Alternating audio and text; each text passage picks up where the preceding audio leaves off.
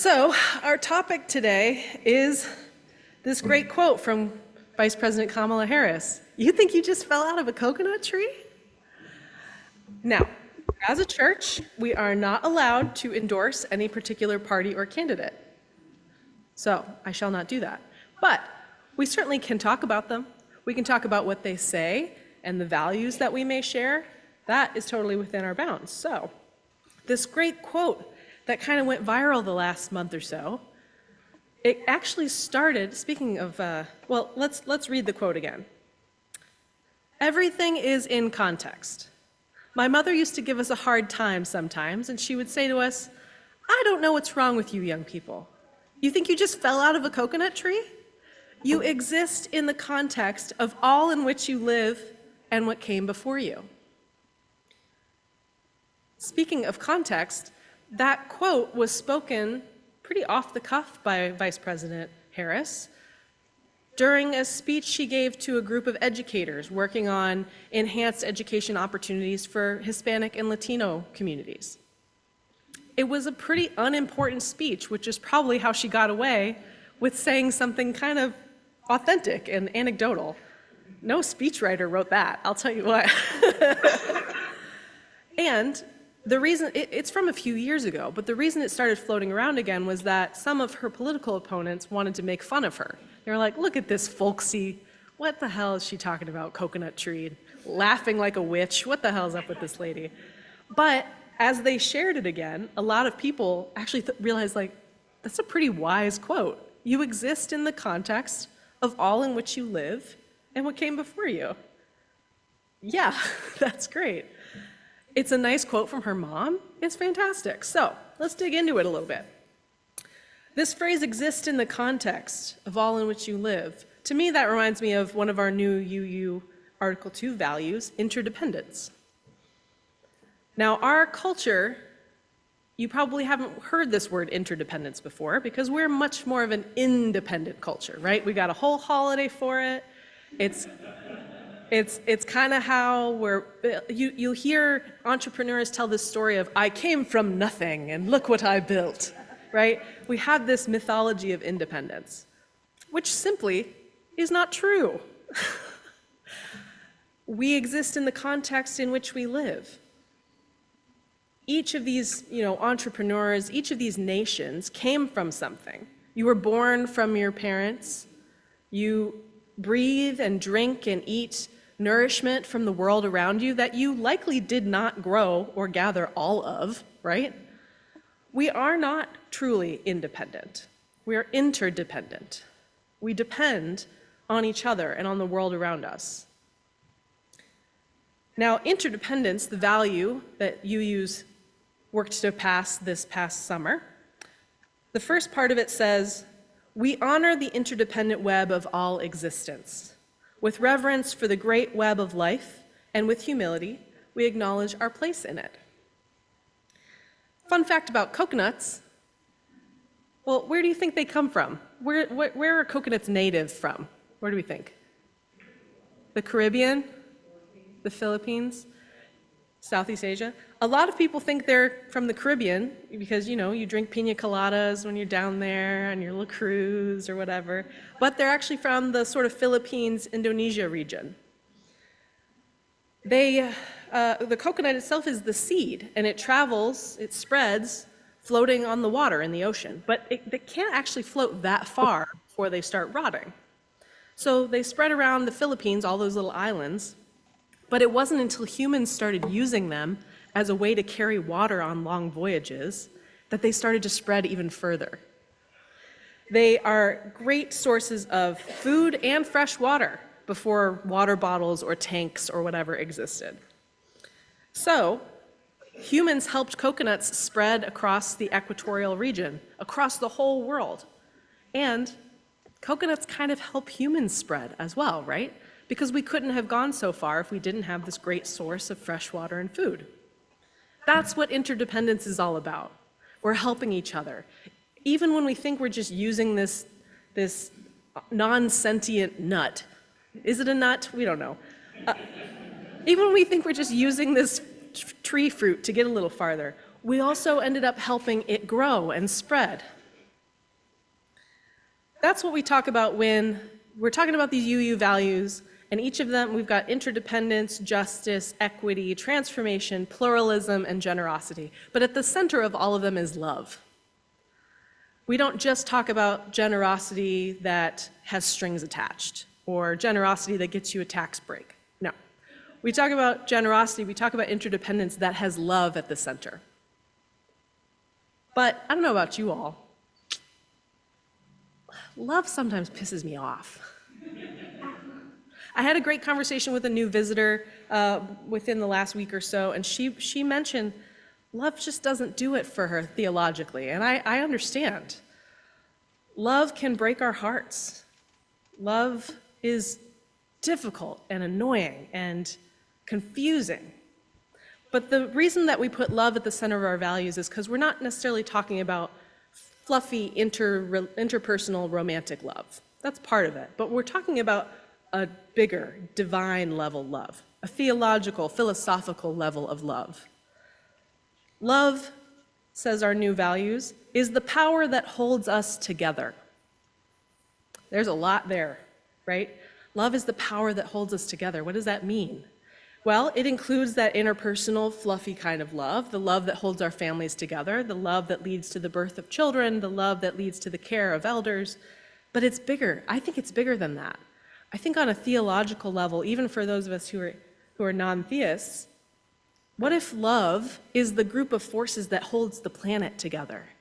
What if it's the kind of love that holds our molecules and atoms together? What if it's the kind of love that is something instead of nothing, creation instead of entropy? What if that's the kind of love we're talking about? Love at the root of existence, which is not always pleasant, right? We love nature, but we recognize that nature is not always happy green leaves and beautiful surfing waves, and love, like nature, like love, can be very dangerous. Right? I mean, giving birth, for example, is one of the most loving things we can do as human beings. And it hurts, from what I hear. It's painful and it's messy, it's bloody, and they're screaming, right? Love is messy and painful, and so is nature. Sometimes things hurt the most because love is involved with them. But there's a kind of love that is working for the forces of life, and there's a kind of love that's working against the forces of life, and we're for the former, right?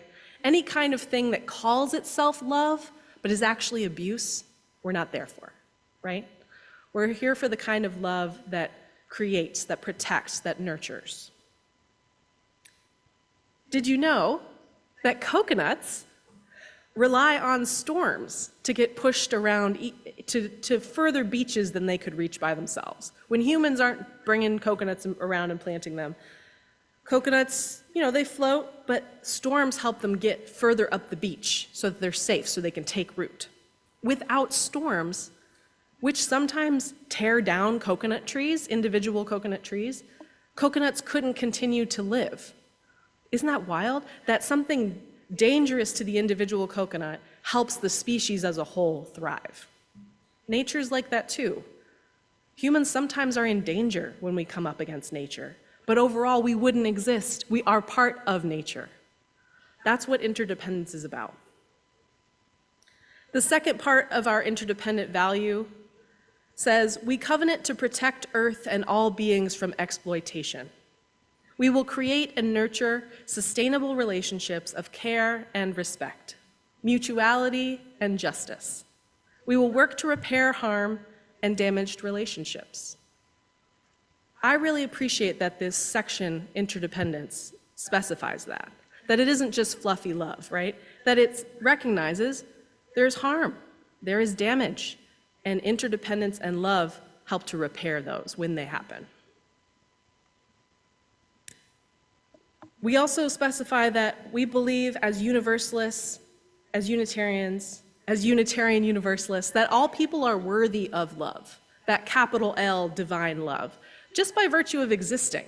The fact that you exist means that you're tied up in the web of love and life. Because if love is the power that holds us together, there you are, being held together by the various forces that make you possible. That also means that we're worthy of boundaries. Because while we are interconnected, we're also distinct from each other, right?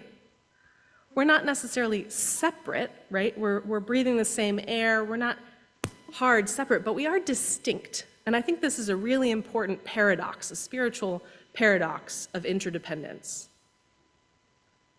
Recognizing that we're interconnected and distinct means that it's possible for us to say, this is okay with me, and this is what's not okay. And that may differ person to person, species to species. And this invites us to consider how we treat each other, even when we disagree. Now, this is something I want to talk about here at the beginning of my ministry with you, because at some point, you're going to disagree with me. We're going to disagree with each other. We're supposed to. We're a diverse community doing hard things. We're going to have differences of opinions on how to get things done. But what matters is how we disagree. Do we disagree respectfully or disrespectfully, right? Makes a big difference. A lot of the polarization that's happening in our political system is disagreement that's pretty disrespectful. That's saying people are stupid or evil or treasonous just because they disagree with you. That way of treating each other is a spiritual practice, and it's something that we need to get good at church. So when we disagree with each other, when you disagree with each other, how you handle those disagreements, those damaged relationships, is part of your spiritual life. And it should carry on, not just when you're in this building, right? But in the rest of your life. If UUism is doing its job, if we are building up spiritual practices together and aligning our actions with our values, then the way we treat each other here should also be the way we treat each other out there. I was in a sorority. Pause to let them get over shock. Oh, I wasn't supposed to read that line. Okay. But for real, I was in Alpha Gamma Delta in Michigan when I was in college, and we would wear letters. We would wear those Greek letters you see sometimes. And if we were wearing that, a sweatshirt or a t-shirt or a pin that represented our letters, we had to be on our best behavior because we were publicly representing our community. We had a sort of a mantra, a long purpose statement that we would memorize, and the last line of it goes, I will, blah, blah, blah, will behave in this way so that those who know me may esteem Alpha Gamma Delta for her purposes, may understand that the group I'm a part of has deep and profound meaning and wants me to be the best person I can be. Now, we don't always wear our UUism on our person, right? But as a spiritual community, we should be trying to live UUism, whether or not we're wearing it on a t-shirt. It may be especially when we're wearing it on a t-shirt, but other times as well. If we are dedicated to being Unitarian Universalists, our spirituality can be found in the way that we treat ourselves and each other. It can be found in the kinds of things we say online, even about people we really disagree with. It can be found in the way we talk to people in other cars when we're driving, even when they can't hear us. Ooh, y'all. Sometimes that's our worst selves, right? Is in the car or online when we think no one is watching. But we have to be the ones who are watching, who are holding ourselves to higher standards. It also matters about how we treat our loved ones when they let us down. Because that's part of the human condition. We let each other down. How do we treat ourselves when we have disappointed a loved one? How do we treat each other? Do we excommunicate that person and shun them forever? Well, sometimes that is the move that's necessary, especially if that person's not willing to work together to repair those relationships. But hopefully that's the last resort. Hopefully we can learn some conflict resolution skills and work to make things better before it gets there. It also involves forgiveness. Forgiving ourselves when we screw up, because we screw up. Forgiving ourselves once we have tried to make amends. Not just forgiving ourselves because we don't think our actions matter, but letting ourselves off the hook, especially when we disappoint our own values. I talk a big game about, oh, spirituality is all about being connected and working for the forces of life, and I try to be vegetarian, but sometimes I eat Wendy's cheeseburgers with bacon on them. Sometimes that's just what I'm craving, you know? And I do it, and I try to do it less than I would otherwise, and I forgive myself and my body for whatever it's asking me for. Ideally, we would work towards those higher values. We would try to reduce the number of Wendy's cheeseburgers, hopefully to 0 at some point, depending on your own dietary preferences. But we have to understand that we're not perfect. We're never going to be perfect. That's not what spirituality is about, actually. It's not about being perfect. It's about living up to our values, knowing that we'll fail sometimes, and doing it anyway, getting back on the wagon, right? So you think you just fell out of a coconut tree? No. You exist in the context of all in which you live and all that came before you. Making fun of Kamala went viral, but it turns out she had a lot of wisdom to share with us about some really key aspects of our spirituality. That we are connected with nature, beautiful and terrible nature, that we make mistakes and that we can work to aim higher next time, and to remember that even coconuts didn't just fall out of the coconut tree, right? So may we all work to be ever more worthy, ever more aligned, maybe not, we are already worthy, but ever more aligned with our spiritual values, whether that be the new ones on the wall out there, or it be your own personal highest values, your own individual spirituality. May we always work harder to be more aligned. May it be so.